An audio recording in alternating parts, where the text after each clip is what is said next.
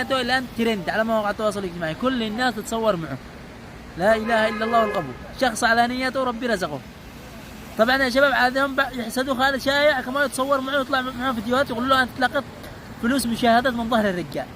طيب يا شباب اعملوا ما فعله خالد شايع ودخلوا واحد مسكين وتصوروا معه ما تشبعوا. طبعا واصحابنا في الرياض والله انهم ما قصروا. اي واحد يصلى عنده الاخ فؤاد ما يقصر معه، يعطيه ويستقبله وكذا، ويتمنى من الكثير من اصحاب المحلات اصحاب انهم يدعمون هذا الشخص.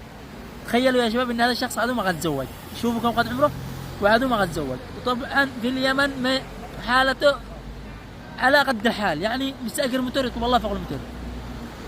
اتمنى من الكثير انه يدعموا يا شباب. واصحابنا في الرياض في مكة في جدة اي شخص يصل عندك هذا الشخص لا تقصر معه نهائيا، بالذي تقدر عليه ما نقول لك انك تجيب له